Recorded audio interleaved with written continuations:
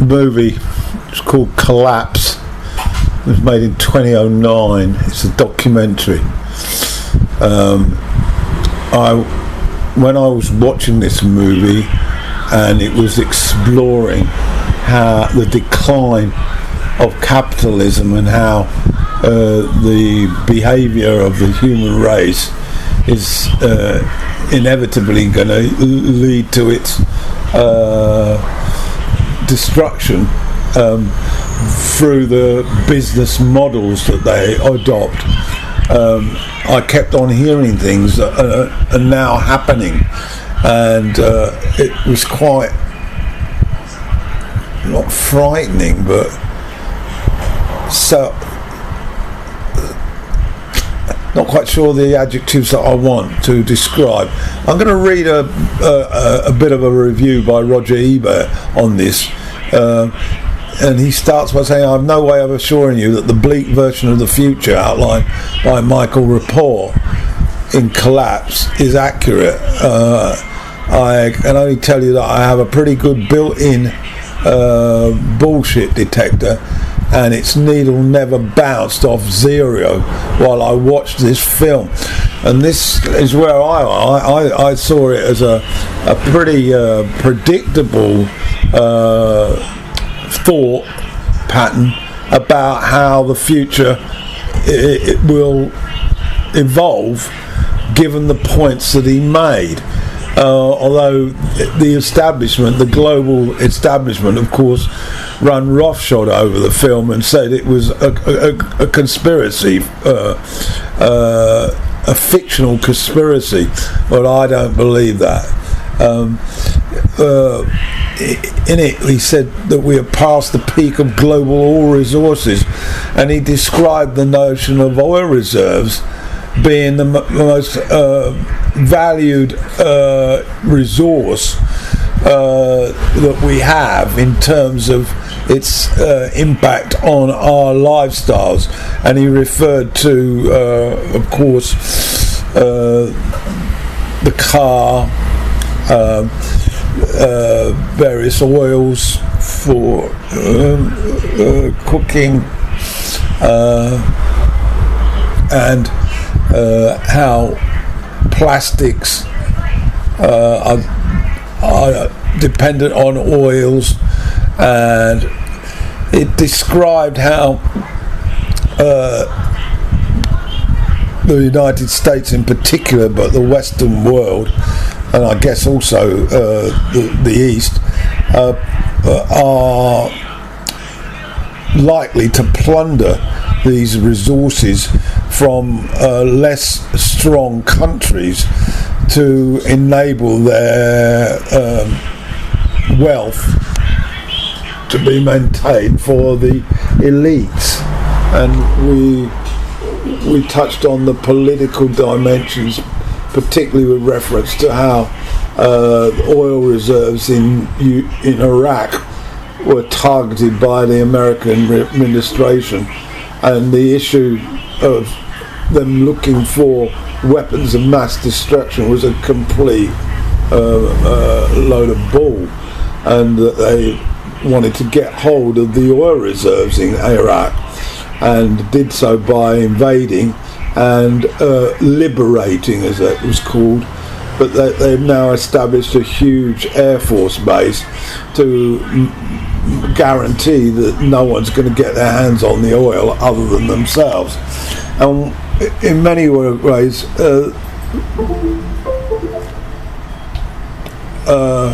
Michael Rupert describes a futuristic dystopia that when I was listening, I thought, yeah, that's happening. There's a finite amount of oil on the planet, and there's no way we can increase on that. But the way we're going about using it is in a way whereby the vast majority of the people get very little benefit from that, and it goes to the elites the global elites.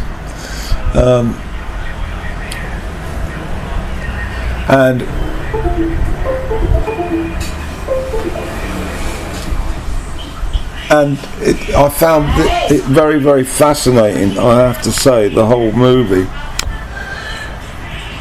He describes the fact that although there's a controversy over and he has many critics, one simple fact at the centre of his argument is obviously true, and it terrifies me.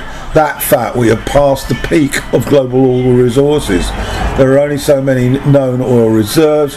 We have used up more than half of them. This was in 2009. That usage was much accelerated in the recent 50 years. Now the oil demands of giant economies like India and China are exploding. They represent more than half the global population, and until recent decades had small energy consumption. If the supply is finite and usage is potentially doubling, you do the maths, we will face a global oil crisis not in the distant future, but within the lives of many now alive. They may well see a world without significant oil. And Ebert points out, I grow so impatient with those who prattle about our untapped resources in Alaska. There seems to be only enough oil in Alaska to power the United States for a matter of months. The world's greatest oil reserves have been discovered. Saudi Arabia sits atop the largest oil reservoir, and for years the Saudis have refused to disclose any figures at all about their reserves. If those reserves are vast and easy to tap by drilling straight down through the desert, then ask yourself this question: why are the Saudis spending billions of dollars to develop offshore drilling platforms? Rapport is a man ordinary in appearance, on the downhill slope of middle age. He is not all worked up, he speaks reasonably and clearly. Collapse involves what he has to say, illustrated with news footage and a few charts, the most striking of which is a bell-shaped curve. It takes a lot of effort to climb a bell-shaped curve, but the descent is steep and dangerous. He's talking about oil availability. He recites facts. Many things are made from oil, everything, plastic, paint. There are 8 gallons of oil in every tyre. Oil supplies the energy to convert itself into these byproducts. No oil, no plastic, no tyres, no gas to run cars, no machines to build them, no coal mines, except those operated by men and horses. Alternative energies and conservation, he states. The problem is the cost of obtaining them and using them. Ethanol requires more energy than it produces. Hybrid and battery cars need engines, tyres and batteries. Nuclear power plants need to be built with oil. Electricity from wind power is most useful near its source. It's transmitted by grids built and maintained by oil. Wave power is expensive to collect. Solar power is cheap and limitless, but we need a whole hell of a lot more solar panels and other collecting devices. Like I said, do you do the maths? Rupert has done his maths and he concludes that our goose is cooked.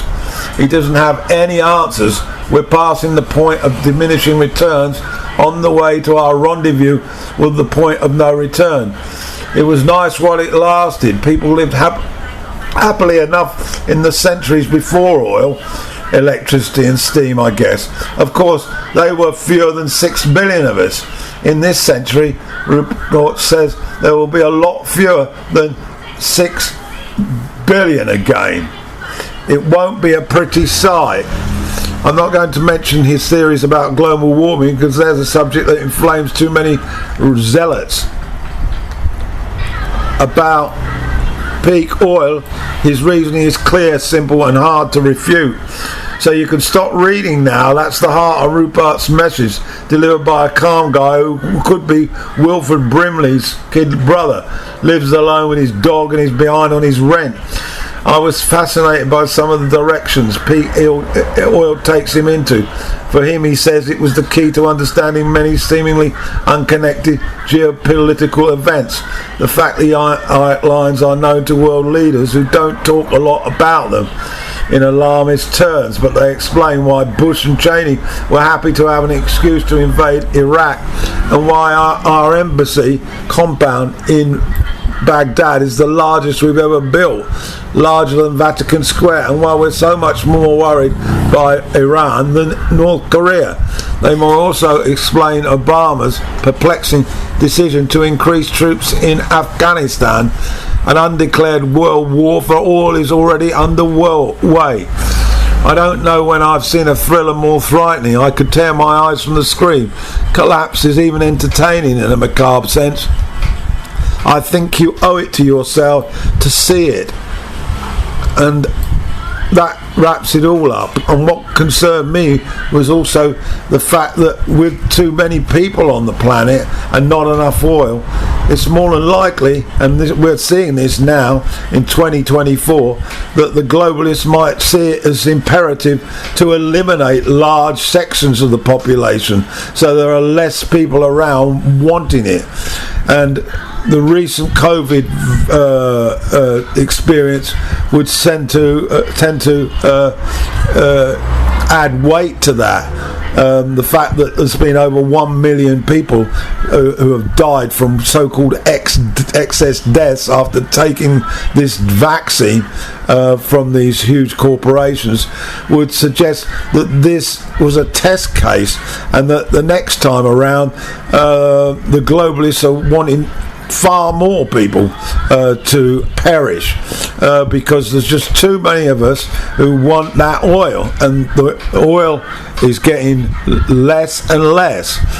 So take on board that.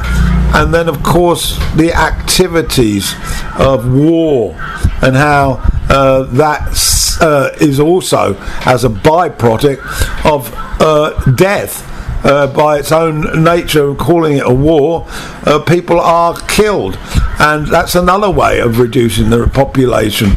And also, if we look at the current conflicts in the Ukraine and in Gaza, both of these areas are rich in natural resources, and I wonder why the wars are taking place there and not in North Korea. Well, there's very few natural resources in North Korea, and in fact they were going through a starvation phase some time back when there was acute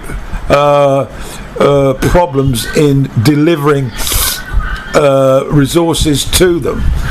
They were the first casualty, so to speak, by the global elites. Who cares if all the people in North Korea die of starvation? So there we have it, a fascinating movie, and I think everybody should be watching it, even though it's 15 years old.